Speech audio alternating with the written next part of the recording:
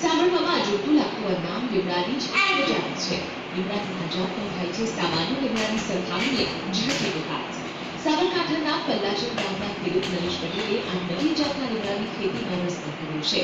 એક વર્ષ અગાઉ લાવી 2.5 વીઘા જમીનમાં 750 રોપાનું વાવેતર કર્યું હતું. માત્ર એક જ વર્ષમાં નવી પ્રજાતિના લીમડાની ઊંચાઈ મેળવી છે.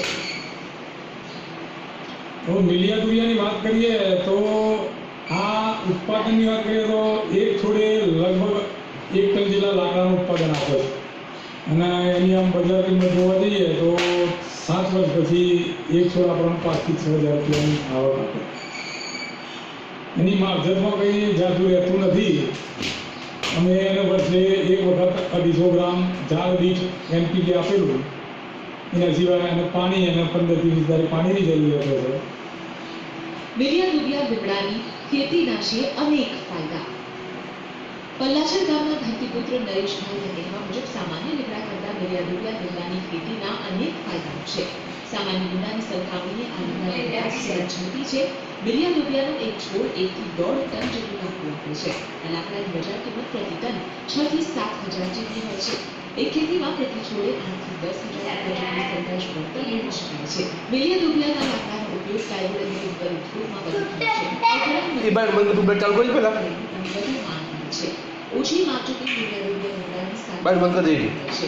મિલિયા દુરિયાની ખેતીમાં આંતર ખેતી પણ લઈ શકાય તો પણ એક વિકલ્પ રહે છે, જેથી ખેડૂત વધારાની આવક પણ મેળવી શકે છે. મિલિયા દુરિયાને માત્ર 15 થી 20 દિવસ પાણી પૂરવાનું પડે છે. 7 વર્ષના અંતે એક છોડમાંથી ખેડૂતને 5-6 હજારની આવક થાય છે. તે જ મિલિયા દુરિયાની ખેતીને સરળ છે,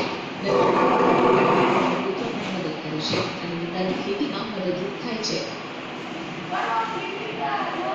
મેં મિલિયા દુરિયાની ખેતી કરેલી છે. 2.5 વીઘાનું મારું વાવેતર છે. 750 છોડે 10 બાય 10ના અંતરે વાવેતર કરેલું છે. માવજતની વાત કરીએ તો આમાં પાણીની જરૂરિયાત બિલકુલ ઓછી રહે છે.